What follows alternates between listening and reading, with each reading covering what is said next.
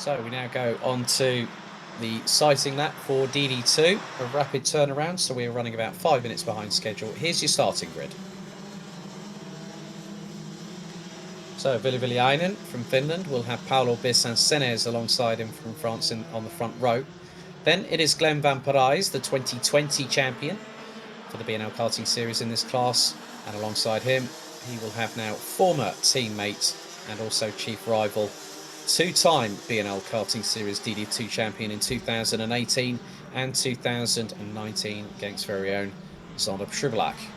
Anthony Millet from France and Mick Knowlton from the Netherlands round out row number 3. Yannick Gussens and Sebastian de Grand in the 490 and the 447, making an all-Belgian fourth row. Richard Soubekis from Latvia and Denmark's Matthias Lund round out the top 10. Aymeric Gerhard from France, Imke Arts from the Netherlands, Mikkel Tigerson from Denmark, Hannes Border from Germany, Jordi Kleebot from Belgium, and France's Enzo Boulogne round out the 16-strong grid. 13 minutes plus an additional lap now set on the timer. The red lights will be ignited on the starting gantry.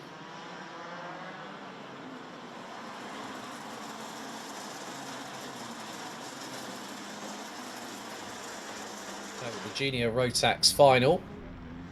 Obviously those results that were called a bit earlier on, about 5 minutes ago or so, are provisional. And we'll wait to see if any front fairing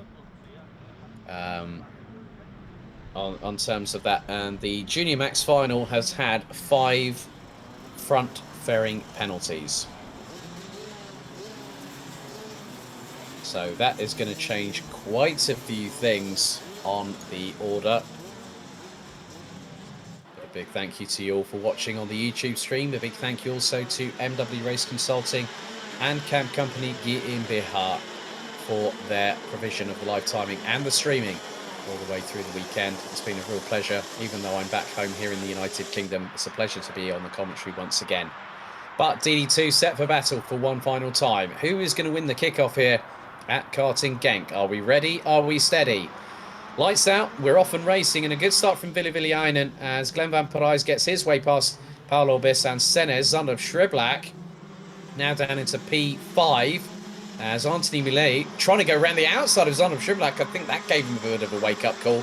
Yannick Gussens just behind the two-time champion from 2018 and 2019. But at the moment, Vili-Viljalainen now being closed in on by Glenn van Parijs, Paolo Bissan-Senes, Anthony Millet in 4th place ahead of Sander Schubelak, Yannick Gussens in 6th, Mick Knowlton 7th.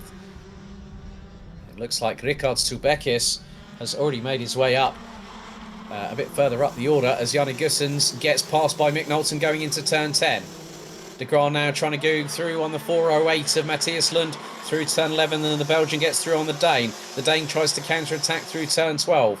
Line astern for the total 16-strong grid as we are now on to lap number 2 of this race with 12 minutes to go. Viljalainen, van Parijs and Bissan-Senes at the front of the field. Millet up into 4th. Now starting to drop Sander Schubelak. Knowlton up into 6th and is closing on the former two-time champion.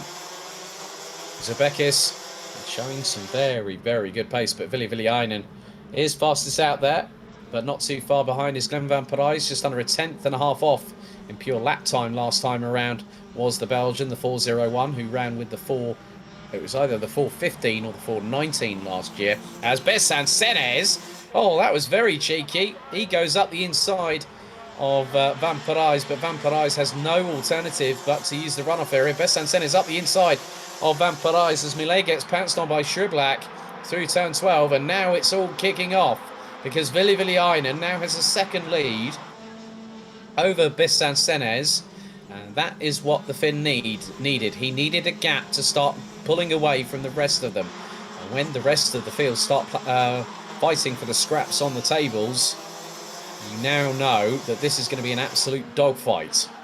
Mano a mano for the next few laps. So Viljalainen going through turn 8. A little bit further back, there was some good battling between Aymeric Gerhard, Hannes Border. That's for 12th position. So drivers not out of the woods yet. Shriblack now closing on Van Parijs, who has dropped back from Besancenez. But depending on how hard this quartet behind the French driver wants to push, as up the inside of Imke Arts goes Hannes Border. That was for what was 11th, for 12th position. And funnily enough, he made it through turn 12. But now the race really starts motoring on. 3 minutes down, 10 minutes to go. Van Parijs now closing on Besancenez for second position. He's bringing along Shriblack, Millet, Knowlton. Goosen's not too far behind either, probably about the best part of half a second adrift. And he's down in 7th position. Imke Arts looking to go back up the inside of Hannes Border through turn 7. Has she made it through? We'll find out momentarily. But it looks like that she might have had enough momentum carried to get through on this particular occasion. She has done so. So Hannes Border now has dropped to 13th position, has Jordi Klebot behind Mikkel Tigerson and Enzo Boulogne still all running. We're about to complete lap number 4. And the war of words, well, the war of throttle pedals at the front of the field has definitely been changing in terms of pace as Anthony Millet looked up the inside of Zander Shriblack going through turn 2. Knowlton up the inside of Millet going through turn 3. So when Millet made a mistake, it opened the door for Knowlton to get through. So the Dutchman responds in kind and takes the position. Now Knowlton closing on Zander Shriblack, but has got Millet closing in on him. So Millet running on the EOS chassis, running in the colours of RM Concept, governed by Morgan Riesch. So these drivers still pushing their way forward. And the biggest conundrum here now, Van Parijs had the pace to catch Villeviliainen, but the person that is now catching Villeviliainen is Paulo Besancenez. So the Frenchman from the KMD crew, running in the 4:05 entry. Trying to close, and now he's gone even quicker than anybody else. So 53.775 from the Frenchman is now up the inside of Zander Shriblack, fires Mick Knowlton through into turn 2, made it nice and clean there by the Dutch driver, 2018 Euro Trophy vice champion in senior Rotax before he made the jump to DD2. The conversations that I always had with Mick, he was like saying, yeah, I'm thinking of buying a house. I'm not too sure if I might retire this year. Well, Mick still has got the pace that he had from 2018 in his pocket. And if you can keep... Oh, Anthony Millet, that was a brilliant move up the inside of Zander Shriblack. Now here comes Janne Goossens. And then you look behind, Matthias Lund is in the distance as well, as is the Latvian of Rikards Zubekis. And now up the inside of Zander Shriblack. Oh, goes Janne Goossens and nearly tangles with Anthony Millet. Oh my goodness me, that was close and then some.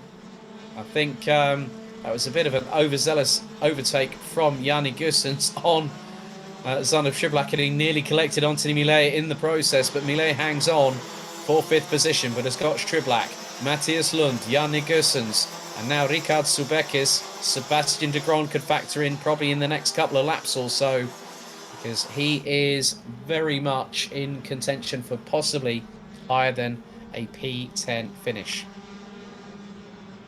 So this is where these drivers now have to start fighting. But they have to start fighting forward. They can't, if they start squabbling between themselves, Viliainen might get away with it, but he's not getting away with it because Paulo Besancenez was 2.5 tenths behind last time. He's 2.5 tenths behind now. And Besancenez and Viliainen set exactly to the decimal point. 3 there is. 53.815, but Besancenez on lap number 6 posted the fastest lap of the race of 53.670. And Viliainen now can feel that there is a possibility as Zubekis goes up the inside of Goossens, going through turn 6 onto the Europlan. Leaders now coming through turn 8. These drivers now know that this could be the opportunity they need, and Glenn Van Parijs has started moving away from Mick Knowlton. Now he's got some clear air. Glenn Van Parijs can start pushing. He was 3 tenths off of the 2 leaders in terms of lap pace last time around, and he's been running in the last 3 laps in the low 54s as Hannes Border battling away with the likes of Imke Arts, Jordi Klebot, Mikkel Tigerson and Enzo Boulogne for what is effectively 12th position as the lead is just over 2 tenths apart. Besancenez waiting for his opportunity to strike. And the gap between Besancenes and Van Parijs now just over 1.8 seconds. Arnaud Triblak down in what is effectively 6th position. It's not where we customarily see him, but he's done some testing on the Kart Republic chassis. He did some of that earlier on this year in Italy at Adria, I believe, when SP Motorsport headed down there. So Villainen still leading. We've got 5 minutes on the clock to go, and now the battle really starts to wage on, as that is Anthony Millet. He's dropped down the yard. Oh, he's clashed with Yanni Gussens. Gussens spat out exit stage right. Going through the exit of turn 11, Yanni Gussens tried to get past Anthony Millet, and he is absolutely furious. Just banging the steering wheel with the right-hand side. And I think that is Anthony Millet coming out of turn 12, and I think his race is done and dusted as well. That's a real shame. Yanni Gussens wanted to get himself into the top 5, and that clash between him and Anthony Millet will definitely, I think, have some sort of potential ramification afterwards. That is down to the stewards to decide. But the battle for the lead continues on, and Glenn Van Parijs, he's still stuck in the low 54s. I think he's just sort of thinking, well, it's the kickoff, it's a tune-up event. I'd love to win it, but I'm not close enough. And he's 2 seconds off of Besancenes. So Besancenes has about 5 minutes. So that will give us another 6 or 7 laps still to go. And Besancenes got a little bit closer to Villainen for the lead there. And the gap between Besancenes, so Anthony Millet, has pulled to the side of the road off of turn 12. The Frenchman's day is done. A real shame for the RM Concept driver.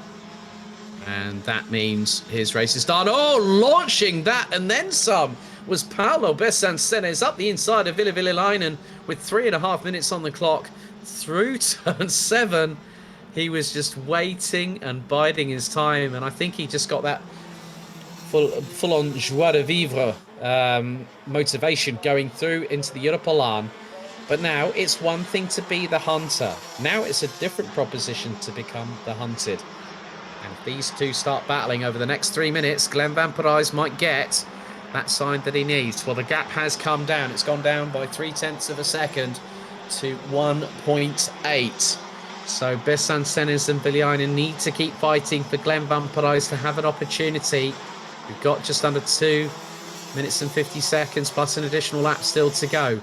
Villainen closing on Besancenes. So it's France versus Finland at the front of the field, followed by Belgium and the Netherlands. Top 4 representing 4 different nationalities out of I think it was 11 or 12 nationalities here this weekend. 98 drivers registered for the event and made it here to this 1,360 metre circuit. But at the moment, Thomas Stolsamanis is the first driver to have provisionally won a kickoff title. Paolo Besancenes could make it 2 different nationalities from 2 if he hangs on ahead of Villainen. A personal best from Glenn Van Parijs in the 4:01 from Bouvin Power. But I think his opportunity has gone away with the tumbleweeds. As much as I hate to say it, it is just the realistic facts of life. But Paolo Besancenes has 1 minute and 38 seconds plus an additional lap. That will give us another 3 laps of racing. So Besancenes and Villainen still separated by about 0.3 between the pair of them. So if Villainen can go that little bit quicker than Besancenes, because over the last 3 laps, Besancenes has gone sub 54 and he's gone sub 54 for the 3rd time out of 4 laps. 1 minute and 7 seconds on the clock remaining.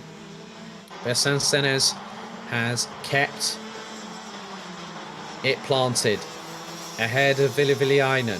Villainen needs to be within 0.2 of a second to get up close and personal. And if the kart starts to go sideways and those tyres have started going off on the rear of that kart, Villainen will have to settle for 2nd position. I think Glenn Van Parijs has already resigned himself to the final step of the rostrum. Be a good, nice way to start the season, as we will now head on to the 15th and penultimate lap of this race. Paulo Besancenes from KMD Le Mans will now lead once again. 2 more laps remaining. Besancenes has in his wheel tracks Ville Villelainen, who was within 2/10. Could Villelainen possibly mount a last-ditch effort? He can do it through turn 7. He can do it through into turns 1 and 2 on the final lap of the race. But Besancenes has probably got himself well and truly readied for the Finnish firestorm that is coming his way, as Jordi Clairbout and Matthias Lund, I think, are stricken on the outside of turn 7 as the leaders come through turn 9. 3 retirements in total. Anthony Millet on lap 9, Jordi Clairbout and Matthias Lund within a couple of laps of the French driver from RN Concept. And Richard Subekis is in 6th position, closing in on Zander Schublak. But we go on to the 16th and final lap for DD2. Ville Villelainen looking not on this occasion. Paulo Besancenes knew that the Finn was ramping up his attack on the final lap of the race, but Paulo Besancenes just has another 6 corners to go after this one, after the long Europolan back straight. He looked to the right, he goes defensive down the Europolan, goes into turn 7, and the triple 4 of Anthony Millet had an unsafe rejoin, so to add insult to injury, he gets a 5-second time penalty for an unsafe rejoin. But 3 more corners remain. Besancenes now starting to put the defensive on. Through into turn 11, Villelainen can sense an opportunity, but Besancenes goes deep onto the defensive line through the final corner. Villelainen will try and put the hammer down. It's going to be a drag race to the finish, and Besancenes wins it by 54 thousandths of a second. So Paulo Besancenes will hit the top step provisionally at the podium celebrations this afternoon. Glenn van Parijs rounds out the top 3. So that means that we have 3 different nations on the provisional podium. France, courtesy of that man on your screens at home, Paulo Besancenes. Ville Villelainen from Finland, from RS competition, rounds out the top 2, with Belgium's Glenn van Parijs in the 401 from Bouvin Power rounding out the top 3. Let's have a look at the remainder of the finishing order for DD2 in the final for the BNL Karting Series kickoff. 4th place is the number 403 from the Netherlands, as there's a nice little wave and a clap to the team there, I'm sure, from Paulo Besancenes, who's absolutely jubilant, and I'm sure that Gallic grin is wider than the smile on the Cheshire Cat from Alice in Wonderland. He's absolutely deserved that. Timed it to perfection. Mick Knowlton takes 4th ahead of Zander Schublak in the 402. Richard Subekis has had a good run up the field, finished 6th at the end ahead of Sebastian de Grand. Aymeric Guérin and Hannes Bodder round out the top 9. Good showing for Imke Arts as well. The Dutch driver in the 421 running on the Berolart chassis rounds out the top 10. Enzo Boulogne, Mikkel Tigerson and Yannick Gussens representing France, Denmark and Belgium respectively all made it to the end of the 16-lap race, with Matthias Lund and Jordi Clairbout, I think, being the ones that are stuck on the outside of turn number 7 at the end of the Europlan. Well, I saw Jordi Clairbout's kart there, with Anthony Millet's race ending abruptly on lap number 9.